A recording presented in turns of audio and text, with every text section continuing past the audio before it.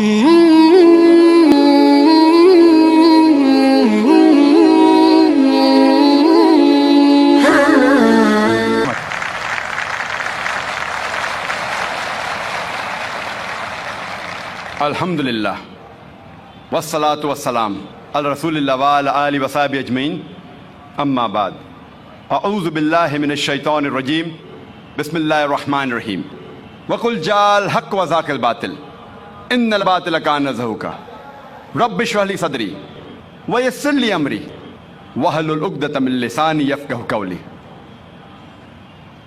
میرے محترم بزرگوں اور میرے عزیز بھائیوں اور بہنوں، میں آپ سب کا خیر مقدم کرتا ہوں اسلامک طریقے سے۔ السلام علیکم ورحمۃ اللہ وبرکاتہ۔ اللہ سبحانہ و تعالیٰ کی سلامتی، رحمت اور برکت آپ سب پر ہو۔ مجھے بے حد خوشی ہو رہی ہے کہ پھر سے ایک بار تقریباً 6 سال کے بعد میں پھر سے ایک بار حیدرآباد تقریر کے دورے کے سلسلے میں آیا ہوں۔ آپ جیسے جانتے ہیں کہ میں تقریر اکثر انگریزی میں کرتا ہوں۔ چند مواقع پہ جب آرگنائزرز اصرار کرتے ہیں، میں کوشش کرتا ہوں میری کمزور اردو یا ہندی میں کچھ تقریر کروں۔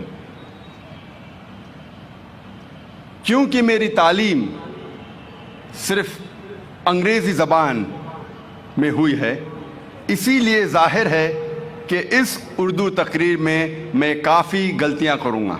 اسی لیے تقریر کے شروع میں آپ سب سے معذرت چاہتا ہوں ان غلطیوں کے لیے، اور امید کرتا ہوں کہ آپ ان غلطیوں کو نظر انداز کریں گے اور تقریر کے پیغام پر توجہ کریں گے۔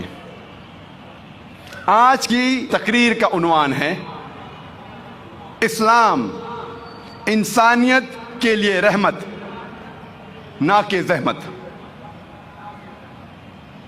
اسلام لفظ سلم یا سلام سے آتا ہے، جس کے معنی ہے سلامتی، امن۔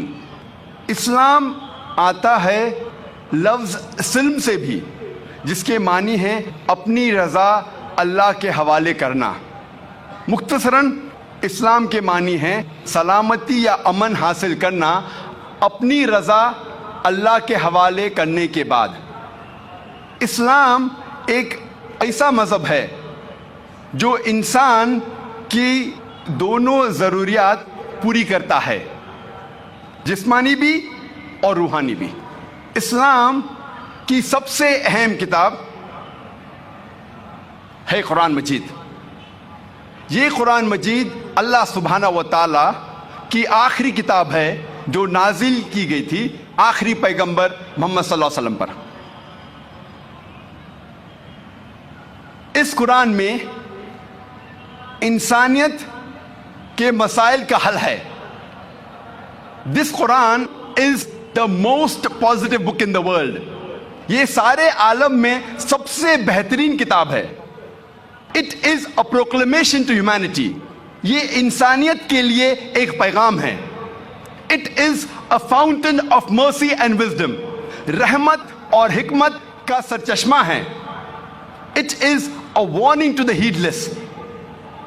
غافلوں کے لیے تنبیہ ہے۔ It is a guide to the erring۔ بھٹکے ہوئے لوگوں کے لیے رہبر ہے۔ It is an assurance to those in doubt۔ شک کرنے والوں کے لیے اطمینان ہے۔ It is a solace to the suffering۔ پریشانی میں مبتلا ہوئے لوگوں کے لیے رحمت ہے۔ And it is a hope to those in despair۔ مایوس کے لیے ایک امید ہے۔ یہ اللہ سبحانہ و تعالیٰ کا آخری پیغام قرآن مجید ساری انسانیت کے مسائل کا حل ہے۔ اللہ سبحانہ و تعالیٰ فرماتے ہیں سورہ رعد میں، سورہ نمبر 13 آیت نمبر 38 میں، لِكُلِّ أَجْلٍ کتاب، اور ہر دور میں ہم نے ایک کتاب نازل کی۔ اللہ سبحانہ و تعالیٰ نے کئی کتابیں نازل کی، لیکن قرآن مجید اللہ سبحانہ و تعالیٰ کی آخری کتاب ہے جو نازل کی گئی تھی محمد صلی اللہ علیہ وسلم پر۔ جتنے بھی کتابیں، جتنے بھی وحی جو قرآن مجید سے پہلے آئے وہ صرف ایک قوم کے لیے تھی، اور اس کا سارا پیغام مکمل طور پہ صرف ایک محدود وقت کے لیے تھا۔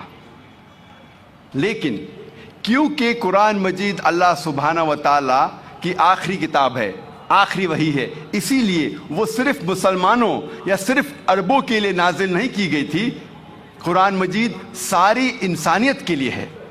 اور اللہ تعالیٰ فرماتے ہیں سورہ ابراہیم میں، سورہ نمبر 14 آیت نمبر 1 میں، الف لام را، ہم نے یہ کتاب نازل کی محمد صلی اللہ علیہ وسلم پہ تاکہ وہ انسانیت کو اندھیرے سے روشنی میں لے آئے۔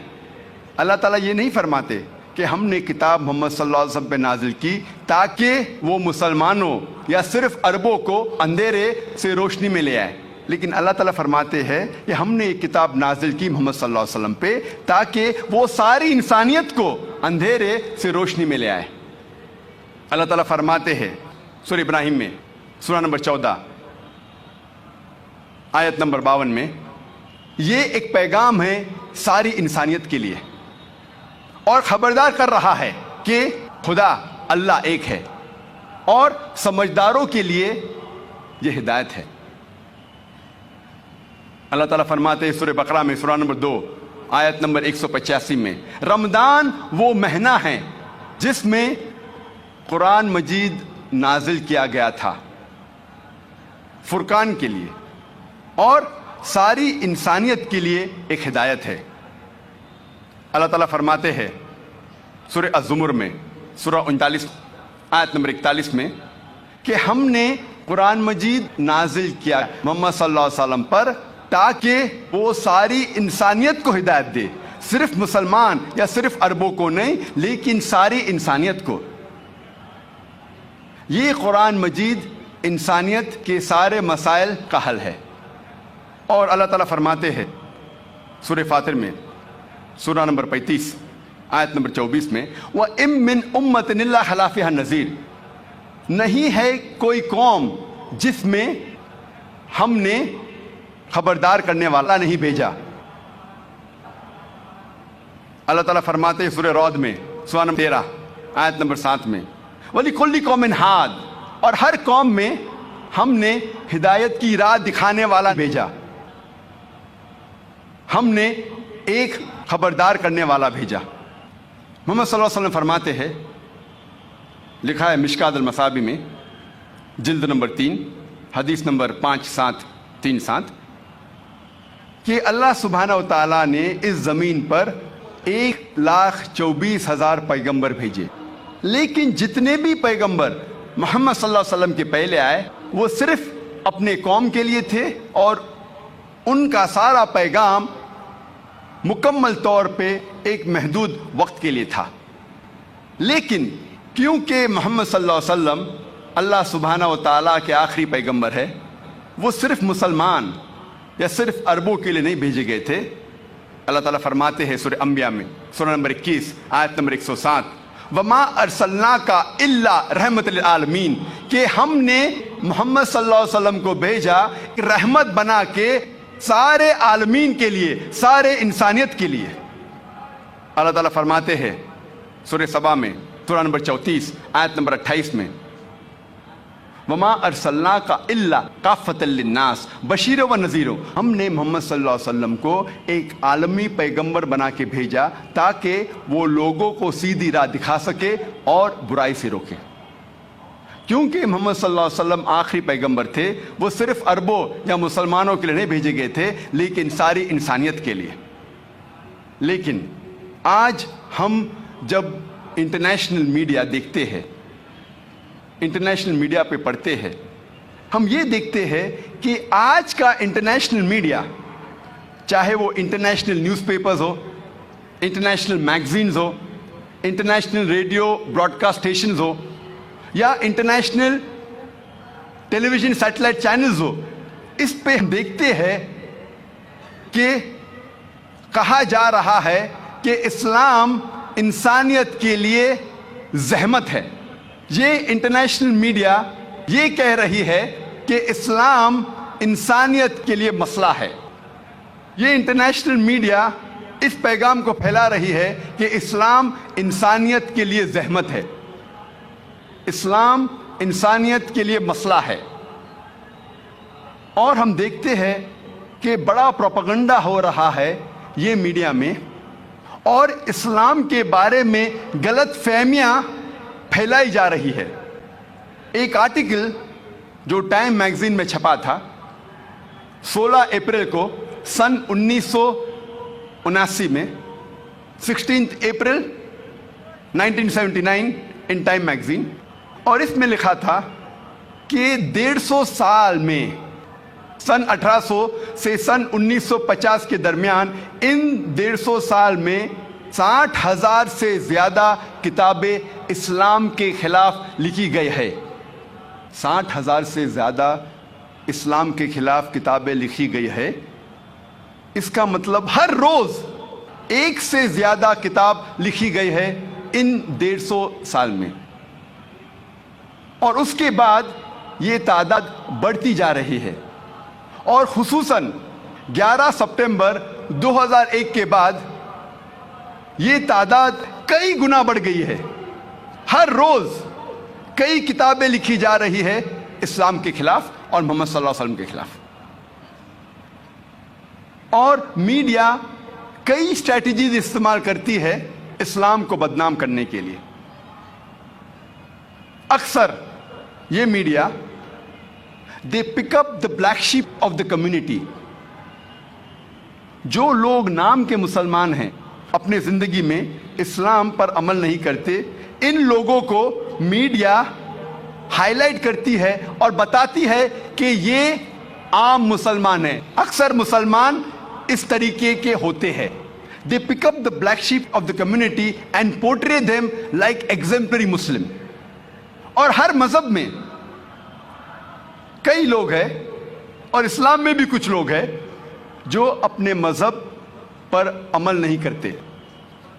मीडिया इन लोगों को टारगेट करती है और मीडिया में इन्हें हाईलाइट किया जाता है कि अक्सर मुसलमान ऐसे होते हैं। अगर एक नई गाड़ी मार्केट में लॉन्च होती है, मिसाल के तौर पे मर्सिडीज 500 SEL, एक नई मॉडल मर्सिडीज़ की लॉन्च होती है, और आप जानना चाहते हैं कि ये गाड़ी कितनी अच्छी है, और इस गाड़ी के स्टीयरिंग व्हील के पीछे एक ऐसे शख्स को बिठाते हैं जो गाड़ी चलाना जानता ही नहीं, ड्राइविंग जानता ही नहीं।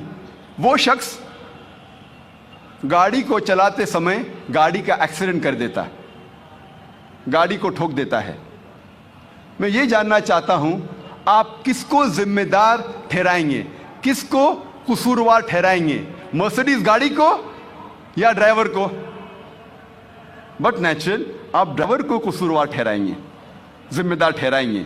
अगर आप ये देखना चाहते हैं कि गाड़ी कितनी अच्छी है, आपको उसके स्पेसिफिकेशंस, उस गाड़ी के बारे में तहकीक करना चाहिए।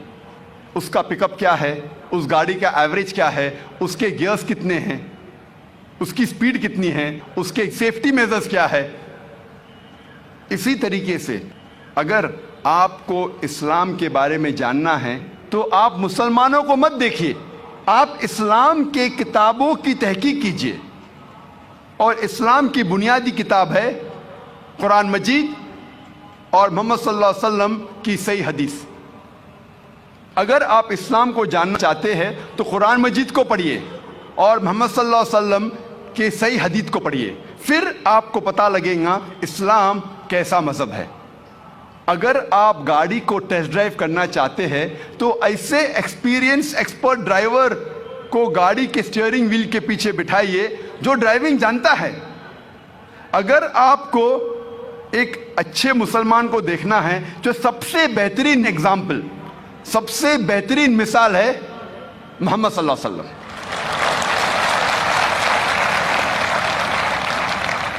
ये एक तरीका है मीडिया को इस्लाम को बदनाम करने का।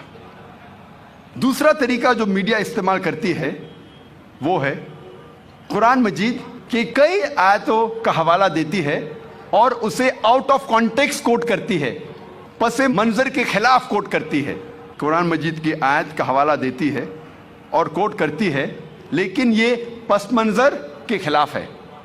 اور سب سے عام آیت جو میڈیا کوٹ کرتی ہے اسلام کو بدنام کرنے کے لیے وہ ہے کہ قرآن مجید میں لکھا ہے جہاں بھی آپ کافر کو پاؤ ان کا قتل کرو۔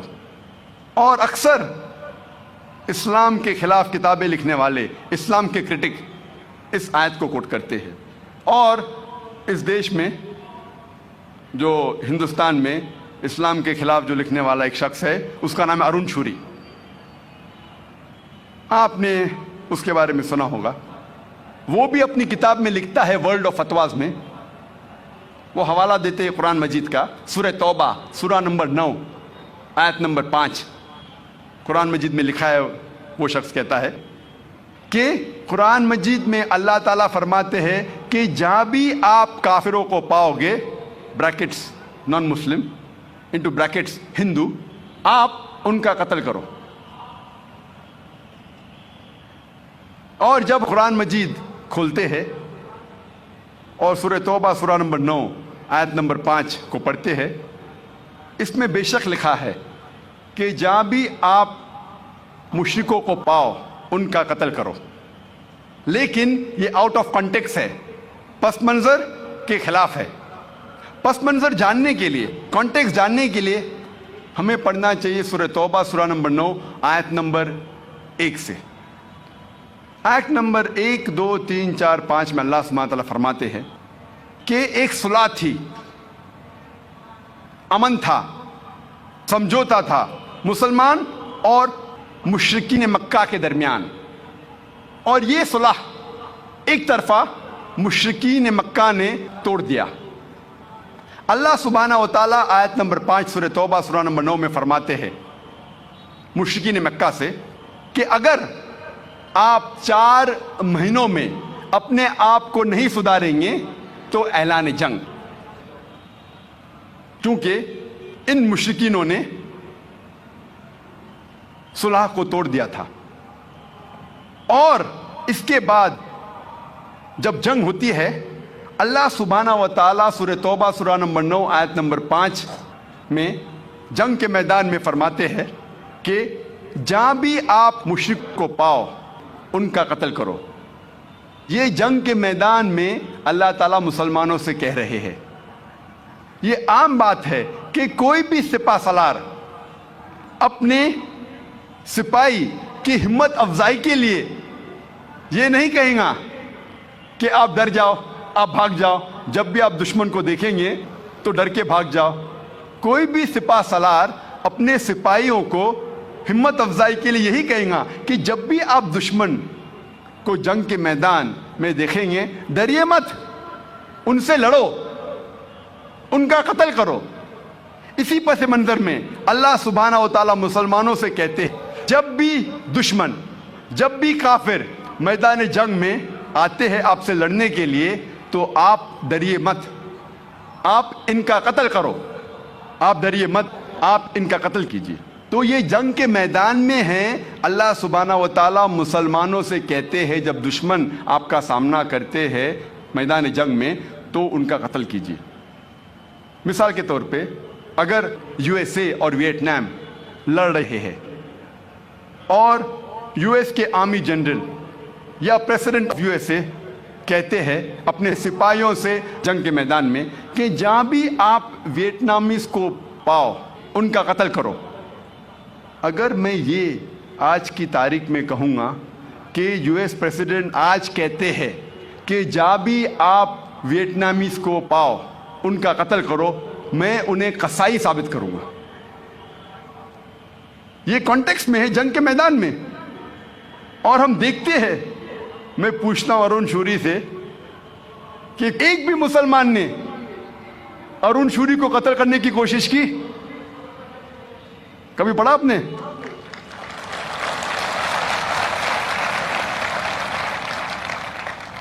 اگر یہ سچ ہوتا تھا تو کیا ارون شوری زندہ بچتا تھا ہندوستان میں؟ اسی سے ثابت ہوتا ہے قرآن مجید میں کہیں نہیں لکھا ہے. اللہ تعالیٰ کبھی بھی نہیں کہتے کہ جا بھی آپ کافر کو پاؤ ان کا قتل کرو. یہ جنگ کے میدان میں ہے، جب آپ سے لڑنے آ رہے ہیں تو آپ ڈریے مت، ان کا قتل کیجئے. اور ارون شوری اپنی کتاب میں سورہ توبہ سورہ نمبر 9 آیت نمبر 5 سے جم کرتا ہے آیت نمبر 7 پر. کوئی بھی عام آدمی یہ سمجھ جائے گا کہ آیت نمبر 6 میں اس کے بیماری کا حل ہے، ارون شوری کے بیماری کا حل ہے. آیت نمبر 6 میں اللہ سبحانہ و تعالیٰ فرماتے ہیں کہ اگر دشمن، اگر مشرک آپ سے صلح چاہتے ہیں، امن چاہتے ہیں، تو صرف انہیں چھوڑ مت دیجیے، لیکن ان کو حفاظت کے ساتھ ایک محفوظ جگہ لے جا کر چھوڑیے. آج کے تاریخ میں سب سے رحم دل سپہ سالار یہ کہیں گا اپنے سپاہیوں سے اگر دشمن امن چاہتا ہے تو اسے چھوڑ دو.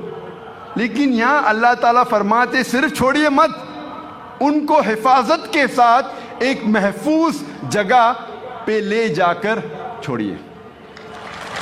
اور جتنے بھی آیت آپ دیکھیں گے قرآن مجید میں جہاں لکھا ہے کہ جنگ کے میدان میں کافروں کا قتل کرو، اس کے فوراً بعد لکھا ہے کہ امن اور بہتر ہے، صلح اور بہتر ہے، پیس از بیٹر. یہ ایک دوسرا طریقہ ہے جو میڈیا استعمال کرتی ہے اسلام کو بدنام کرنے کے لیے. تیسرا طریقہ، میڈیا اسلام کے بارے میں ایسی چیزیں بیان کرتی ہے جو اسلام میں موجود ہی نہیں ہیں. These things are alien to Islam. اور کئی بار میڈیا یہ کہتی ہے کہ اسلام انسانیت کے لیے زحمت ہے، اور کئی بار میڈیا اسلام کے تعلیمات کو ایسے طریقے سے پیش کرتی ہے، یہ تعلیمات اسلام میں موجود ہے لیکن اس طریقے سے پیش کرتی ہے جیسے یہ انسانیت کے لیے ایک مسئلہ ہے، یہ انسانیت کے لیے زحمت ہے. اور اگر ہم ان تعلیمات کو سمجھیں گے تو ہمیں پتہ لگتا ہے کہ یہ تعلیمات حالانکہ رحمت ہے، زحمت نہیں. یہ مسئلہ نہیں ہے، انسانیت کے مسائل کا حل ہے. مثال کے طور پہ میڈیا کہتی ہے مسلمز آر فنڈامنٹلسٹ، مسلمان بنیاد پرست ہے. بنیاد پرست کی معنی کیا ہے؟ What is the meaning of the word fundamentalist? بنیاد پرست وہ شخص ہے جو بنیادی باتوں پر عمل کرتا ہے. اور اگر ایک انسان کو اچھا میتھمیٹیشین بننا ہے تو اس کے لیے فرض ہے کہ وہ میتھمیٹکس کے بنیادی باتوں کو جانے اور اس پر عمل کرے. جب تک وہ میتھمیٹکس کے میدان میں، میتھمیٹکس کے شعبے میں بنیاد پرست نہیں ہے، تب تک وہ اچھا میتھمیٹیشین بن ہی نہیں سکتا. اگر کوئی شخص کو اچھا سائنٹسٹ بننا ہے، اس کے لیے ضروری ہے کہ وہ سائنس کے میدان کی بنیادی باتوں کو جانے اور اس پر عمل کرے. جب تک وہ سائنس کے میدان میں بنیاد پرست نہیں بنتا ہے، تب تک وہ اچھا سائنٹسٹ بن ہی نہیں سکتا. ہم سب بنیاد پرست کو ایک ہی لاٹھی سے نہیں ہانک سکتے. We cannot paint all fundamentalists with the same brush. ہمیں تحقیق کرنا چاہیے کہ وہ کس میدان میں بنیاد پرست ہے، کس شعبے میں بنیاد پرست ہے. مثال کے طور پہ اگر کوئی شخص بنیاد پرست چور ہے، اس کا پیشہ ہے چوری کرنا، وہ شخص معاشرے کے لیے اچھا انسان نہیں، وہ ایک اچھا بنیاد پرست نہیں ہے. دوسرے اور ایک بنیاد پرست ڈاکٹر ہے جس کا پیشہ ہے ہزاروں انسانوں کی جان بچانا. یہ شخص معاشرے کے لیے اچھا انسان ہے، یہ اچھا بنیاد پرست ہے. اسی لیے کوئی بھی بنیاد پرست کو لیبل دینے کے پہلے، لقب دینے کے پہلے ہمیں تحقیق کرنا چاہیے کس میدان میں وہ بنیاد پرست ہے. میں ایک بنیاد پرست مسلم ہوں، I am a fundamentalist Muslim and I am proud to be a fundamentalist Muslim. میں ایک بنیاد پرست مسلمان ہوں اور مجھے فخر ہے کہ میں بنیاد پرست مسلمان ہوں، کیونکہ میں اسلام کی بنیادی تعلیمات کو جانتا ہوں اور کوشش کرتا ہوں ان پر عمل کرنے کی، اور میں جانتا ہوں کہ اسلام میں ایک بھی چیز ایسی نہیں کہی گئی ہے جو انسانیت کے خلاف ہے۔ عام طور پہ اگر آپ تحقیق کریں گے، اسلام میں ایک بھی آیت نہیں ہے، اسلام میں ایک بھی تعلیم ایسی نہیں ہے جو عموماً طور پر انسانیت کے خلاف ہے۔ کچھ تعلیمات غیر مسلمان سمجھیں گے کہ یہ انسانیت کے خلاف ہے، کیونکہ شاید وہ پس منظر کو نہیں جانتے، کانٹیکس کو نہیں جانتے، اس تعلیم کی وجہ کو نہیں جانتے۔ لیکن جب ہم ان کو صحیح تعلیم دیتے ہیں اور اس کی وجہ بتاتے ہیں تو ایک بھی انسان ساری دنیا میں ایک بھی اسلامی تعلیم تو نہیں بتا سکتا جو انسانیت کے خلاف ہے۔ یہ میرا چیلنج ہے، یہ میرا دعویٰ ہے۔ جب ہم آکسفورڈ ڈکشنری پڑھتے ہیں بنیاد پرست کے معنی کے لیے، اس میں لکھا ہے کہ fundamentalist is a person who strictly adheres to the fundamentals اور ڈاکٹرائن آف اینی ریلیجن۔ بنیاد پرست وہ شخص ہے جو کوئی بھی مذہب کی بنیادی باتوں یا اس کی کتابوں پر عمل کرتا ہے پختگی کے ساتھ، اسٹرکٹلی۔ لیکن جب ہم ریوائزڈ ایڈیشن پڑھتے ہیں آکسفورڈ ڈکشنری کا، اس میں لکھا ہے کہ fundamentalist is a person who strictly adheres to the fundamentals اور doctrines of any religion especially Islam. Revised Oxford dictionary میں لکھا ہے کہ بنیاد پرست وہ شخص ہے جو پختگی کے ساتھ کوئی بھی مذہب کے فنڈامنٹلز، بنیادی باتوں یا اس کی کتاب کو پختگی سے عمل کرتا ہے، خصوصاً اسلام۔ یہ الفاظ خصوصاً اسلام، اسپیشلی اسلام، جوڑا گیا ہے ریوائزڈ ڈیفینیشن میں آکسفورڈ ڈکشنری کے۔ جب بھی آپ یہ لفظ بنیاد پرست سنیں گے، فوراً آپ کے ذہن میں آ جائیں گا مسلمان، اور آپ کے ذہن میں آئیں گا مسلمز آر ایکسٹریمسٹ، مسلمان شدت پسند ہے۔ میں کہتا ہوں میڈیا سے، آئی ایم این ایکسٹریمسٹ، میں شدت پسند ہوں۔ I am extremely kind, I am extremely loving, I am extremely merciful, I am extremely honest. میں شدت پسند ہوں، میں انتہا ایماندار ہوں، میں انتہا دیالو ہوں، میں انتہا محبت کرتا ہوں، میں انتہا حق پسند ہوں۔ میں پوچھنا چاہتا ہوں کہ کوئی بھی انسان مجھے یہ ثابت کر سکتا ہے کہ انتہا ایماندار ہونا غلط ہے؟ یہ قرآن مجید میں لکھا ہے۔ ہم آدھا ایماندار نہیں ہو سکتے، ہمیں پورا ایماندار ہونا چاہیے۔ We can't be partially honest. جب ہمارا فائدہ ہے تو ہم ایماندار ہیں، نہیں تو ہم بے ایمان ہیں۔ قرآن مجید میں لکھا ہے کہ آپ کو ہمیشہ پورا ایماندار ہونا چاہیے۔ اسی لیے میں کہتا ہوں کہ آئی ایم این ایکسٹریمسٹ، میں شدت پسند ہوں، لیکن اس شدتوں کو پسند کرتا ہوں جو انسان کو صحیح راستے پہ لے کے جاتے ہیں۔ انسانیت کے لیے رحمت ہے، نہ کہ زحمت۔ اکثر ہم دیکھتے ہیں کہ مسلمان گھبرا جاتے ہیں اور کہتے ہیں I am not a fundamentalist, میں بنیاد پرست نہیں ہوں، میں شدت پسند نہیں ہوں۔ وہ گھبرا جاتے ہیں۔ میں کہتا ہوں ٹرن دا ٹیبلز اوور، بازی کو پلٹو۔ کب تک آپ ڈریں گے؟ اور ساری دنیا میں میں ہمیشہ کہتا ہوں کہ میں بنیاد پرست ہوں، میں شدت پسند ہوں، اور جب تک آپ بنیاد پرست نہیں ہوگے تب تک آپ اچھے مسلمان بن ہی نہیں سکتے۔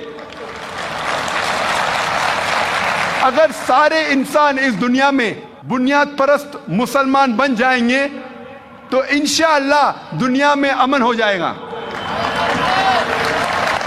جب میڈیا کہتی ہے اسلام انسانیت کے لیے زحمت ہے. حالانکہ اگر آپ تحقیق کریں گے اور صحیح طریقے سے اسلام کو عمل میں لائیں گے تو اسلام انسانیت کے لیے رحمت ہے. جو میڈیا کہتی ہے کہ یہ فنڈامنٹلسٹ لوگ پرابلم کر رہے, مسئلہ کھڑا کر رہے انسانیت کے لیے, حالانکہ اگر ہر انسان فنڈامنٹلسٹ مسلم, بنیاد پرست مسلمان بن جائے گا تو انسانیت کے سارے مسائل حل ہو جائیں گے.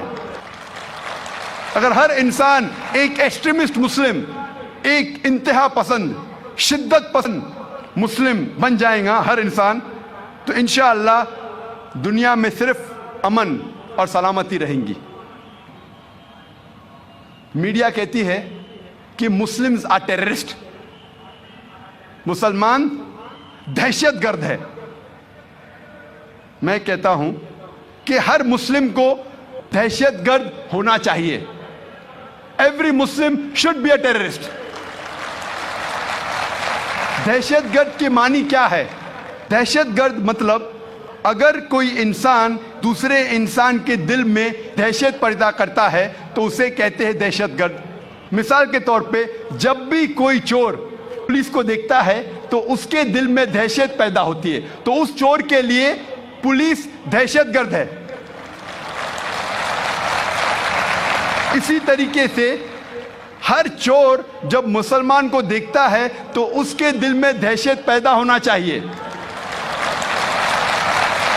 جب بھی کوئی آدمی بلاತ್ಕಾರ کرتا ہے اور مسلمان کو دیکھتا ہے اس کے دل میں دہشت پیدا ہونا چاہیے.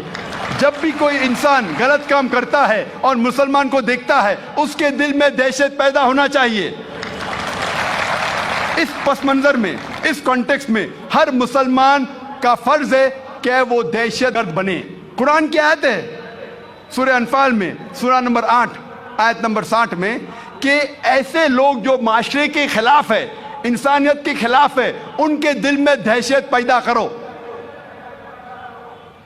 میں جانتا ہوں کہ عام طور پہ دہشت گرد اسے کہتے ہیں جو ایک معصوم انسان کے دل میں دہشت پیدا کرتا ہے. اس کانٹیکسٹ میں, اس پس منظر میں کوئی بھی مسلمان, کوئی بھی معصوم انسان کے دل میں کبھی بھی دہشت نہیں پیدا کرنا چاہیے. صرف وہ لوگ جو انسانیت کے خلاف ہے, مثال کے طور پہ چور, بلاತ್ಕಾರ کرنے والے انسان, ان لوگوں کے دل میں دہشت پیدا کرنا چاہیے. اور کئی بار ہم دیکھتے ہیں کہ ایک کام کے لیے 2 القاب دیے جاتے ہیں. وہی شخص, وہی کام, لیکن 2 القاب. مثال کے طور پہ ہندوستان کو آزادی ملنے کے پہلے, تقریباً 60 سال پہلے, انگریز اس دیش پہ حکومت کر رہے تھے. کئی ہندوستانی اس دیش کے آزادی کے لیے لڑ رہے تھے. یہ لوگ کو انگریز گورنمنٹ کہتی تھی کہ یہ دہشت گرد ہے, دیز آر ٹیررسٹ. لیکن ہم عام ہندوستانی ان لوگوں کو کہتے تھے دیش بھکت, پیٹریوٹس. وہی شخص, وہی کام, 2 ڈفرنٹ لیبلز, 2 القاب. اگر ہم برٹش حکومت, انگریز حکومت کے نظریے سے واقف ہے اور مانتے ہیں کہ ان لوگوں کو ہندوستان پہ حکومت کرنے کا حق تھا, تو ہمیں ماننا پڑے گا کہ یہ لوگ دہشت گرد تھے. لیکن اگر ہم عام ہندوستانی کے نظریے سے واقف ہے اور مانتے ہیں کہ انگریز ہندوستان میں تجارت کرنے آئے تھے, انہیں ہم پہ حکومت کرنے کا کوئی حق نہیں, تو ہم مانیں گے یہ لوگ دیش بھکت تھے, پیٹریوٹ تھے, فریڈم فائٹرز تھے. اسی لیے کوئی بھی لقب دینے کے پہلے ہمیں تحقیق کرنا چاہیے کہ کس وجہ سے وہ آدمی جد و جہد کر رہا ہے, لڑ رہا ہے. اور آج کی پریس کانفرنس میں حیدرآباد کی پریس مجھ سے یہ پوچھ رہی تھی کہ مسلمان ہمیشہ ٹیررسٹ کیوں ہیں. تو میں نے ان سے کہا کہ برٹش حکومت, انگریز حکومت 60-70 سال پہلے بھگت سنگھ کو ٹیررسٹ کہتی تھی. تو اس نے کہا کہتی تھی, آپ اس کو مانتے؟ اس نے کہا نہیں میں نہیں مانتا ہوں. تو میں نے کہا میں بھی نہیں مانتا ہوں کہ بھگت سنگھ ٹیررسٹ تھا. میں بھی نہیں مانتا ہوں کہ بھگت سنگھ دہشت گرد تھا. تو میں نے اس سے پوچھا اس ٹائم جب انگریز کہتے تھے کہ بھگت سنگھ ٹیررسٹ ہے آپ ان کی باتوں کو نہیں مانے, آج جب وہ کہتے ہیں کہ مسلمان ٹیررسٹ ہے آج آپ کیوں ان کی بات کو مانتے ہیں؟ تو وہ رپورٹر ہنسنے لگا. تو میں نے کہا کیونکہ آپ ہندوستان کے بارے میں جانتے ہیں, آپ مسلمان کے بارے میں نہیں جانتے. آپ یہ نہیں جانتے کہ جو western media, American press, British press مسلمان کو ٹیررسٹ کہہ رہی ہے, آپ ان کے بارے میں ان کے پس منظر, ان کے کانٹیکسٹ کو نہیں جانتے, ان کے حالات کو نہیں جانتے. اور آپ ایسی مثال عالمی ہسٹری میں کئی بار دیکھیں گے.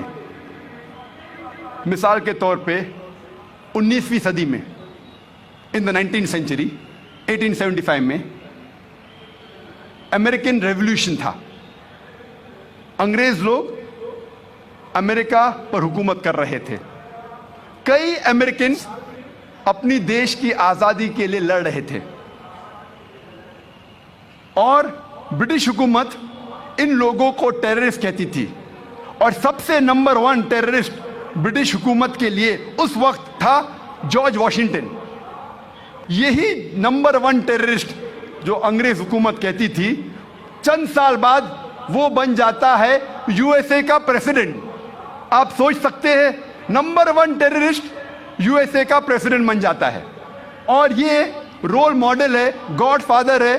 باقی سب پریزیڈنٹس جتنے بھی آتے ہیں وہ اسے رول ماڈل سمجھتے ہیں, انکلوڈنگ جارج بش. آپ سوچ سکتے ہیں ٹیررسٹ یو ایس اے کا پریزیڈنٹ, سب سے پہلا پریزیڈنٹ, اور یہ رول ماڈل ہے باقی سب پریزیڈنٹ کے لیے. ایسی مثال آپ کئی پیش کر سکتے ہیں. اور جو لوگ انگریز جب امریکن کو ٹیررسٹ کہتی تھی چند سال پہلے, آج ان کے سب سے پیارے دوست ہیں. انگریز حکومت ٹیررسٹ سے دوستی رکھتی ہے. ایسے کئی مثال آپ دیکھیں گے.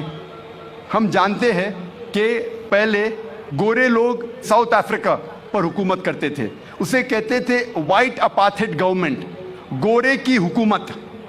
اس وقت یہ حکومت نے نیلسن منڈیلا کو پکڑ کے 25 سال سے زیادہ روبن آئلینڈ میں قید رکھا تھا, اور کہتی تھی ساؤتھ افریقہ کا ٹیررسٹ نمبر 1 ہے نیلسن منڈیلا. جب ساؤتھ افریقہ کو فریڈم ملتا ہے فوراً بعد یہ ٹیررسٹ نمبر 1 کو رہا کیا جاتا ہے اور اس کو بنایا جاتا ہے پریزیڈنٹ آف ساؤتھ افریقہ. اور چند سال بعد یہی شخص نیلسن منڈیلا کو ایوارڈ ملتا ہے نوبل پرائز فار پیس. آپ سوچ سکتے ہیں ٹیررسٹ نمبر 1 کو کچھ سال بعد ملتا ہے نوبل پرائز فار پیس. ایسا نہیں کہ وہ پہلے دہشت گرد تھا اور اس نے کچھ برا کام کیا اور بعد میں سدھر گیا اور انسانیت کے لیے اچھا کام کیا. وہی کام کے لیے جسے اسے ٹیررسٹ کہا جاتا تھا, اسی کام کے لیے اس کو ملتا ہے چند سال بعد نوبل پرائز فار پیس. یہ سارا میڈیا کا کھیل ہے. Media can make day into night, black into white, hero into a villain, villain into a hero. رات کو دن کر سکتا ہے میڈیا. چور کو ہیرو بنا سکتا ہے, اچھے کو برا بنا سکتا ہے, برے کو اچھا. کون سا میڈیا پاور میں ہے اس طریقے سے اس کو لقب دیا جاتا ہے. تو اسی لیے جو بھی آپ لقب کسی سے سنتے ہیں اسے مان مت لو, تحقیق کرو کس وجہ سے وہ شخص, وہ انسان جد و جہد کر رہا ہے, کس وجہ سے وہ انسان لڑ رہا ہے. تو میری درخواست ہے سارے انسانوں سے, سارے غیر مسلمانوں سے, کہ کم از کم آپ بلائنڈلی آنکھ بند کر کے جو بھی آپ کو سننے میں آتا ہے اسے مان مت لو. قرآن مجید میں لکھا ہے سورہ حجرات میں سورہ نمبر 49 آیت نمبر 6 میں, جب بھی کوئی چیز آپ کے پاس آتی ہے, کوئی بھی کچھ کہتا ہے, اس کی تحقیق کرو दूसरे को पहुंचाने के पहले अगर ऐसे टेररिस्ट जो लोग इंसानियत के खिलाफ है, उनके दिल में अगर दहशत पैदा करने वाले लोग, हर इंसान अगर सही मुस्लिम टेररिस्ट, जिस तरीके से कुरान कहता है कि जो लोग इंसानियत के खिलाफ है उनके दिल में दहशत पैदा करो, अगर हर इंसान ऐसा इस्लामिक टेररिस्ट बन जाए तो जहमत दुनिया से मिट जाएंगी, सिर्फ रहमत रहेंगी, सिर्फ अमन रहेगा। मीडिया कहती है कि Islam is an intolerant religion. इस्लाम एक मुतासिब मजहब है, मुतासिब, इनटॉलरेंट, बर्दाश्त करने की कुव्वत नहीं है। इस मजहब को जो मानते हैं वो बर्दाश्त करने की उन लोगों में कुव्वत नहीं, इनटॉलरेंट, मुतासिब लोग हैं। मैं कहता हूं Islam is intolerant towards dishonesty, towards crime, towards injustice. It is intolerant towards victimisation, towards racism. इस्लाम मुतासिब है डिसऑनेस्टी से, बेईमानी से, मुतासिब है रेसिज्म से, मुतासिब है क्राइम से। जो आज के माशरे, जो वेस्टर्न मीडिया है, जो वेस्टर्न माशरा है, मगरबी तहजीब जो समझती है अच्छा है और हम समझते हैं वो गलत है, बुरा है, उन चीज़ों से मुतासिब है हम। जो वो समझते हैं कि उनके लिए फ़ायदेमंद है, हम समझते हैं ये सोसाइटी के लिए, माशरे के लिए बुरी चीज़ है। मिसाल के तौर पे इस्लाम इंटॉलरेंट है, मुतासिब है ड्रग एडिक्शन से, मुतासिब है अल्कोहलिज्म से, मुतासिब है क्राइम से, मुतासिब है पोर्नोग्राफी से, प्रोस्टिट्यूशन से, एडल्ट्री से, फॉर्निकेशन से, जिना से। जो मगरबी तहजीब समझती है इंसानियत के लिए अच्छा है शराब पीना, ड्रग लेना, पोर्नोग्राफी, प्रोस्टिट्यूशन, जिना करना, जो मगरबी तहजीब समझती है अच्छा है, हम इन चीज़ों से मुतासिब है। Islam is intolerant to the evils of society. अगर हर इंसान इस तरीके से इंटॉलरेंट रहेगा, इंशाअल्लाह इस दुनिया में अमन रहेगा। जो मीडिया कहती है कि इंसानियत के लिए मसला है, हालांकि ये इंसानियत के लिए हल है। अक्सर हम देखते हैं सारे मज़हब अक्सर अच्छी बातें सिखलाते हैं, लेकिन इस्लाम अच्छी बातें सिखलाने के अलावा एक तरीका बताता है किस तरीके से इसको माशरे में अमल में ला सके। मिसाल के तौर पर हर मज़हब ये सिखलाता है कि चोरी करना गलत है।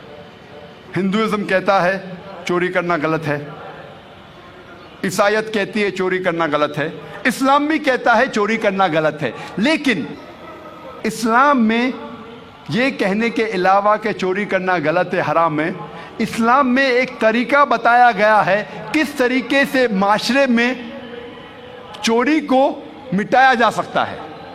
इस्लाम में एक सिस्टम है ज़कात का।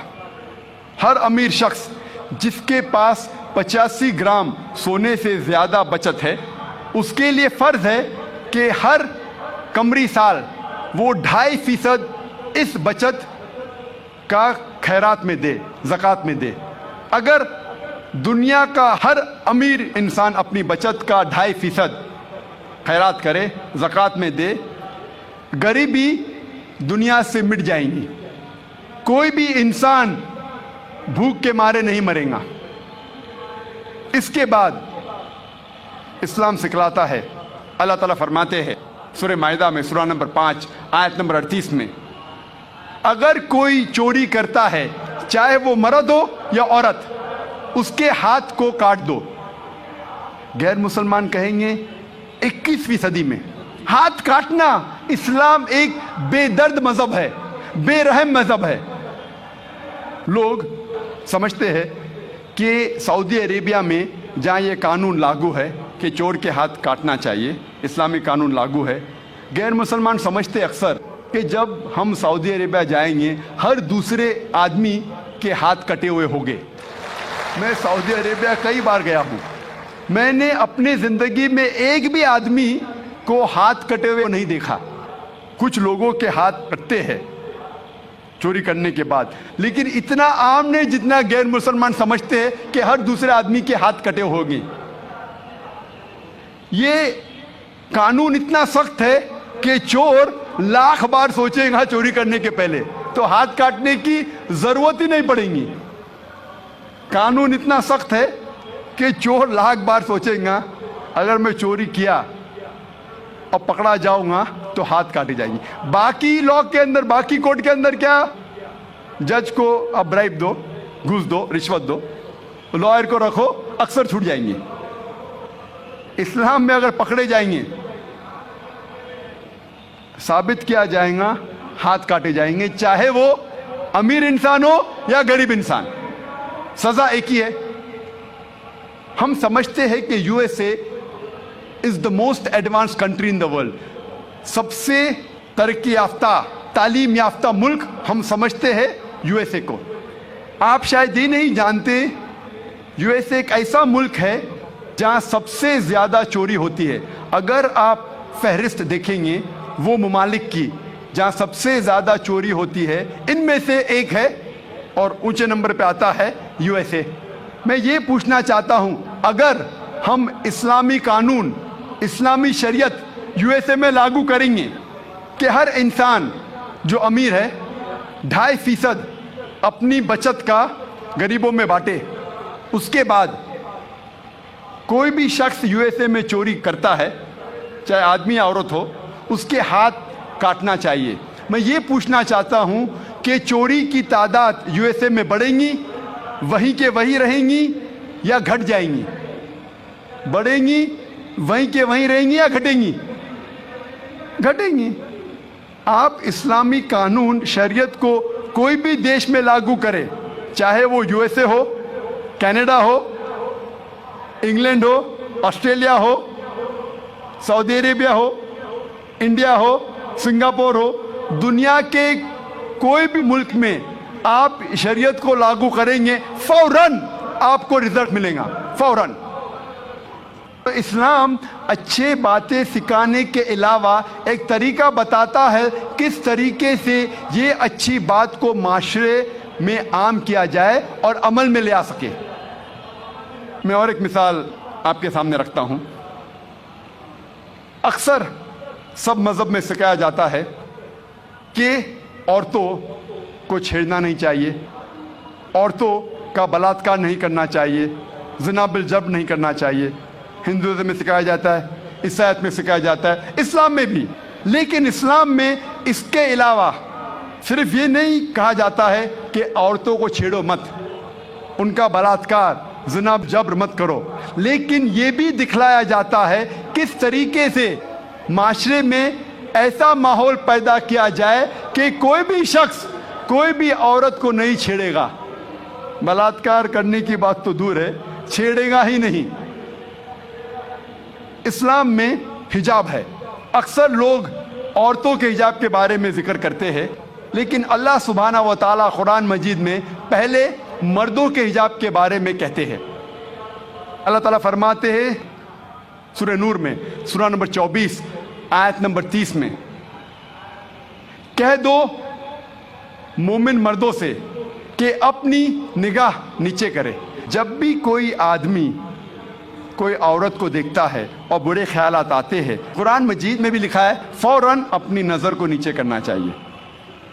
اس کے بعد اللہ تعالیٰ فرماتے ہیں عورتوں کے حجاب کے بارے میں، سورہ نور سورہ نمبر 24 آیت نمبر 31 میں اللہ تعالیٰ فرماتے ہیں کہہ دو مومنات سے، مومن عورتوں سے کہ اپنی نظر نیچے کرے اور اپنے چادر کو سینے پہ ڈھکے اور اپنی زینت کی نمائش نہ کرے، صرف جو عام طور پہ ظاہر ہے، اس کے علاوہ اپنی زینت کو چھپائے۔ صرف محرم کے سامنے اجازت ہے کہ شوہر، لڑکے، والد وغیرہ۔ اسلام میں جب ہم قرآن اور صحیح حدیث پڑھتے ہیں حجاب کے 6 نکات ہیں. سب سے پہلے نقطہ ہے سطر. مرد کے لیے ناف سے لے کے گھٹنے تک ایکسٹینٹ. عورتوں کے لیے سارا جسم چھپا ہونا چاہیے, صرف چہرہ اور ہاتھ کلائی تک کھلا رہ سکتا ہے. باقی 5 نکات مرد اور عورت میں یکساں ہے. دوسرا نقطہ, کپڑے اتنے مہین نہیں ہونا چاہیے, اتنے پتلے نہیں ہونا چاہیے جس کے تھرو آپ دیکھ سکیں. تیسرا نقطہ, کپڑے اتنے چست نہیں ہونا چاہیے کہ انسان کا ڈھانچہ دکھے. چوتھا نقطہ, کپڑے اتنے بھڑکیلے نہیں ہونا چاہیے کہ دوسرا جنس اس سے متاثر ہو جائے, اٹریکٹ دی اپوزٹ سیکس. پانچواں نقطہ, کپڑے دوسرے جنس کے نہیں پہننا چاہیے. اور چھٹا نقطہ, دوسرے مذہب کی نشانی والے کپڑے مت پہنیے. یہ 6 نکات ہے. اس کے بعد اللہ تعالیٰ فرماتے ہیں سورہ احزاب میں, سورہ نمبر 33 آیت نمبر 59 میں, اے نبی کہہ دو اپنے بیویوں سے, اپنے بیٹیوں سے اور مومنات سے, مومن عورتوں سے, جب بھی وہ باہر جائے تو جلباب اوڑھے, اپنی چادر کو اپنے جسم پہ اوڑھ لے تاکہ لوگ انہیں پہچان سکے اور کوئی بھی انہیں نہیں چھیڑے. قرآن میں حجاب کیوں کیا جاتا ہے لکھا ہے تاکہ لوگ انہیں پہچان سکے اور کوئی بھی شخص انہیں نہیں چھیڑے. مثال کے طور پہ اگر 2 جڑواں بہن جو بہت خوبصورت ہے, یکساں خوبصورت ہے, اگر حیدرآباد کے سڑک پہ چل رہی ہے, دونوں بہن حیدرآباد کے سڑک پہ چل رہی ہے, دونوں خوبصورت ہے, یکساں خوبصورت ہے, جڑواں بہن ہے. ایک بہن پہنی ہوئی ہے اسلامک لباس, اسلامی لباس, سارا جسم ڈھکا ہوا ہے, صرف چہرہ اور ہاتھ کلائی تک کھلے ہیں. دوسری بہن مغربی لباس پہنی ہوئی ہے, منی اسکرٹس اور شارٹس, اور دونوں بہن چل رہے ہیں حیدرآباد کی سڑک پر. کونے پہ ایک لفنگا کھڑا ہے لڑکی کو چھیڑنے کے لیے. میں پوچھنا چاہتا ہوں وہ کس کو چھیڑے گا, وہ بہن جو اسلامی لباس میں ہے یا وہ بہن جو مغربی لباس میں ہے, منی اسکرٹس اور شارٹس؟ کس کو چھیڑے گا, کس کو چھیڑے گا؟ وہ بہن جو مغربی لباس پہنی ہوئی ہے, منی اسکرٹس اور شارٹس. قرآن میں اللہ تعالیٰ صحیح فرماتے ہیں کہ حجاب کرو تاکہ لوگ آپ کو پہچان سکے اور کوئی بھی آپ کو نہیں چھیڑے. اور اس کے بعد اسلام کی شریعت یہ کہتی ہے اگر کوئی شخص کسی عورت کا بلاತ್ಕಾರ کرتا ہے اس کے لیے ہے سزائے موت. غیر مسلمان کہیں گے سزائے موت 21ویں صدی میں. کتنا بے درد مذہب ہے اسلام, کتنا بے رحم مذہب ہے اسلام. لیکن جب میں یہ سوال غیر مسلمانوں سے پوچھتا ہوں, اور ہزاروں غیر مسلمانوں سے پوچھا ہوں کہ مثال کے طور پہ اگر اللہ نہ کرے, خدا نہ کرے, کوئی آپ کی ماں کا بلاತ್ಕಾರ کرتا ہے اور وہ بلاತ್ಕಾರ کرنے والے کو میں آپ کے سامنے لے آتا ہوں اور آپ کو جج بناتا ہوں, آپ کیا سزا دیں گے اسے؟ 100% غیر مسلمانوں نے کہا کہ میں اسے سزائے موت دوں گا. کچھ غیر مسلمانوں نے کہا میں اسے تڑپا تڑپا کے ماروں گا. تو کون آپ کی والدہ کا بلاತ್ಕಾರ کرتا ہے, زنا بالجبر کرتا ہے, آپ کہتے ہیں کہ سزائے موت. کسی اور کے والدہ کا بلاತ್ಕಾರ کوئی کرتا ہے, آپ کہتے ہیں سزائے موت غلط ہے. وائی دی ڈبل اسٹینڈرڈز, 2 طرفہ کیوں؟ اور یو ایس اے ہم سمجھتے ہیں کہ سب سے تعلیم یافتہ ملک ہے, ترقی یافتہ ملک ہے.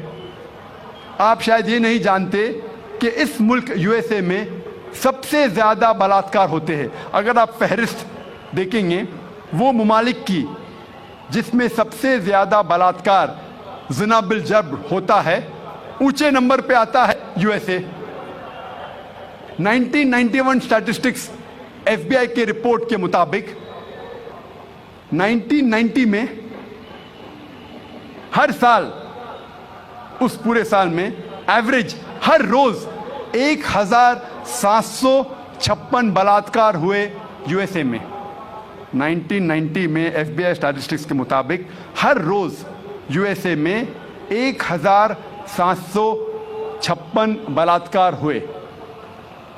1996 اسٹیٹسٹکس کے مطابق U S department of justice کے مطابق ہر روز 1996 میں 2713 بلاत्कार ہوئے, زنا بالجبر ہوئے. 1990 میں 1756, 1996 میں 2713. ہو سکتا ہے 6 سال میں امریکن اور نڈر ہو گئے, اس سے تعداد بڑھ گئی.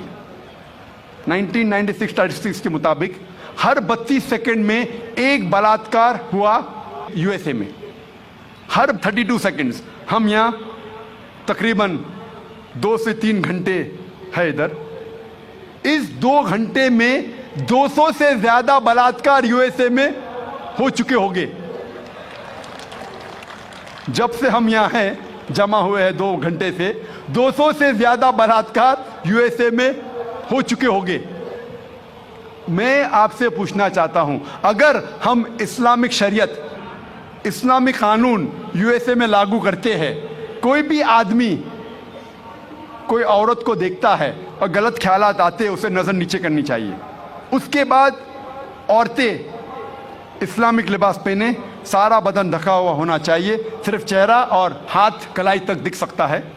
اس کے بعد اگر کوئی آدمی عورت کا بلاत्कार کرتا ہے, زنا بالجبر کرتا ہے, اس کے لیے سزائے موت. میں یہ پوچھنا چاہتا ہوں کہ بلاत्कार کی تعداد جیسے میں بڑھیں گی وہیں کے وہی رہیں گی یا گھٹیں گی؟ گھٹیں گی. اٹس اے پریکٹیکل لا. آپ جہاں بھی اسلامی قانون لاگو کریں گے, اسلامک شریعت لاگو کریں گے, چاہے وہ یو ایس اے میں ہو, کینیڈا میں ہو, یو کے میں ہو, ہندوستان میں ہو, سعودی عربیہ میں ہو, سنگاپور میں ہو, جہاں بھی آپ لاگو کریں گے فوراً آپ کو ریزلٹس ملیں گا, فوراً اس دیش میں رحمت ہو جائے گی. اور چند سال پہلے جب ایل کے اڈوانی اس ملک کے ہوم منسٹر تھے, انہوں نے کہا تھا کہ بلاत्कार کرنے والوں کو اس دیش میں سزائے موت ہونا چاہیے. انہوں نے کہا تھا, اور میں اس کے لیے ان کو مبارکباد دیتا ہوں. باقی باتیں ایل کے اڈوانی کی میں نہیں مانوں, لیکن یہ بات کو ضرور مانتا ہوں کہ اس ٹائم جب وہ ہوم منسٹر تھے انہوں نے کہا تھا کہ ہندوستان میں بھی جو بھی انسان, جو بھی شخص کوئی عورت کا بلاत्कार کرتا ہے اس کو ملنا چاہیے سزائے موت. ہو سکتا ہے کہ اگلے ہوم منسٹر یہ کہیں گا کہ عورتیں اسلامک لباس میں ہونا چاہیے, انشاءاللہ ہو سکتا ہے. جو صحیح ہے ہمیں اسے ماننا چاہیے. آج کی میڈیا کہتی ہے کہ اسلام عورتوں کو ذلیل کرتا ہے, عورتوں کی حقوق نہیں ہیں اس مذہب اسلام میں. جب ہم ویسٹرن میڈیا دیکھتے ہیں ہمیں پتہ لگتا ہے the western talk of women's liberalization, the western talk of women's liberalization is nothing but a disguised form of exploitation of a body, deprivation of honor and degradation of a soul. یہ مغربی نعرہ آزادی نسواں کا حقیقت میں عورت کو ذلیل کرتا ہے, اس کی عزت کو لوٹتا ہے, آبرو کو لوٹتا ہے. The Western society claiming to uplift the woman has actually degraded her to a status of concubines, mistresses and society butterflies which are hidden behind the colorful screen of art and culture. یہ مغربی تہذیب جب کہتی ہے کہ ہم عورتوں کے درجے کو بلند کرتے ہیں, حقیقت میں وہ عورتوں کو طوائف بناتے ہیں, رخیل بناتے ہیں, بازار کی زینت بناتے ہیں, آرٹ اور کلچر کے رنگین پردے کے پیچھے. آرٹ اور کلچر کے نام پہ وہ کہتے ہیں کہ ہم عورتوں کو آزادی دے رہے, حقیقت میں وہ انہیں ذلیل کرتے ہیں. اور ہم دیکھتے ہیں وومنز لبرائزیشن کے نام پہ یہ ویسٹرنرز کیا کر رہے ہیں. آپ دیکھیں گے اکثر ایڈورٹیزمنٹ میں آپ کو عورتیں ملیں گی, جو چیز عورتیں استعمال نہیں کرتی اس میں بھی عورتیں موجود ہیں. مثال کے طور پہ آپ اگر موٹر سائیکل کی ایڈ دیکھیں گے, کتنے خواتین, کتنے عورتیں دنیا میں موٹر سائیکل چلاتی ہیں, کتنے. پھر بھی موٹر سائیکل کی ایڈ میں آپ عورتوں کو دیکھیں گے. ایک بہت فیمس ایڈ تھی, مجھے کس نے کہا تھا, بی ایم ڈبلیو موٹر گاڑی کی. یہ گاڑی ہے بی ایم ڈبلیو, جو نوجوانوں میں بہت فیمس ہے, بہت مشہور ہے. عام طور پہ مرسڈیز کو مانا جاتا ہے بہت اچھی گاڑی, لیکن نوجوانوں میں بی ایم ڈبلیو, وہ اور تیز ہے, اس کا پک اپ اچھا ہے, تو نوجوان پسند کرتے ہیں بی ایم ڈبلیو گاڑی, اور تیز اور پک اپ, ویری فاسٹ کار. تو مجھے کس نے کہا تھا, ایک مشہور ایڈورٹیزمنٹ تھی بی ایم ڈبلیو کی. اس بی ایم ڈبلیو کے آگے اس ایڈورٹیزمنٹ میں ایک عورت ہے بکینی میں, اس کے بدن پہ بہت کم لباس تھا بکینی میں, اور وہ ایڈ میں لکھا تھا, وہ گاڑی کے آگے کھڑی تھی وہ عورت بکینی میں, اور ایڈورٹیزمنٹ میں لکھا تھا ٹیسٹ ڈرائیو ہر ناؤ, اسے گھماؤ اور دیکھو ابھی. کس کو, لڑکی کو یا گاڑی کو؟ یہ مغربی تہذیب ان کے ماؤں کو بیچتی ہے, ان کے بیٹیوں کو بیچتی ہے, ان کے بہنوں کو بیچتی ہے. ہم اس کو بالکل غلط کہتے ہیں. ہم نہیں چاہتے کہ ہمارے ماں, ہمارے بہن, ہماری بیٹیاں بازار کی زینت بنیں. وہ لبرائزیشن کے نام پہ, ترقی کے نام پہ اپنے خاتون, اپنے عورتوں کو بیچ رہی ہے. اور ہم دیکھتے ہیں کہ جتنا بھی میڈیا اسلام کو بدنام کر رہی ہے, اتنا ہی اسلام پھیل رہا ہے.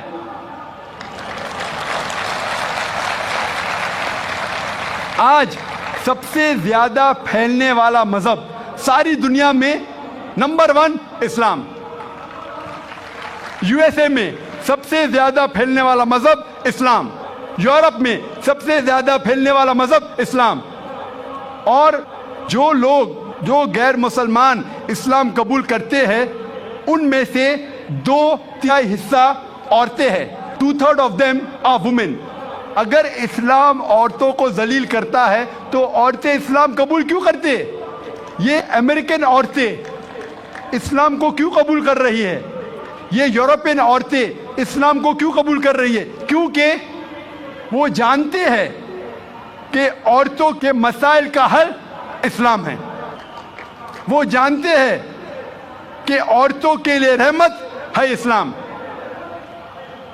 اللہ تعالیٰ فرماتے ہیں سورہ ال عمران میں, سورہ نمبر 3 آیت نمبر 54 میں, مکروا مکر اللہ واللہ خیر الماکرین.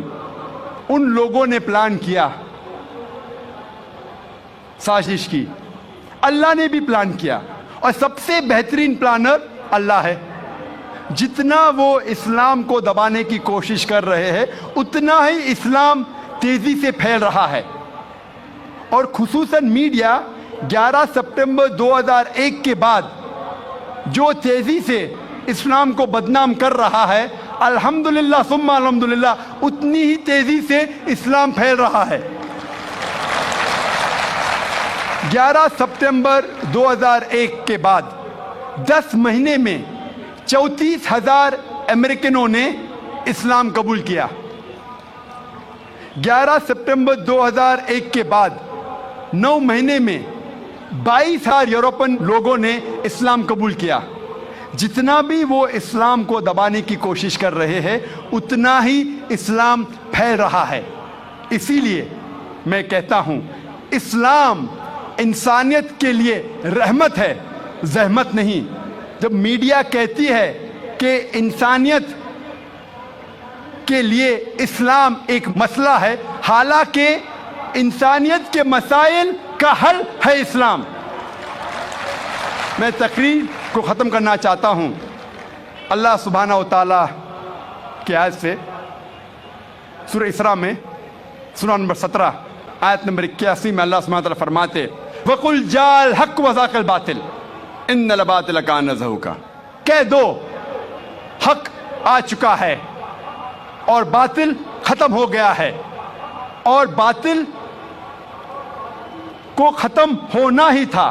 واخر دعوانا الحمدللہ رب العالمین.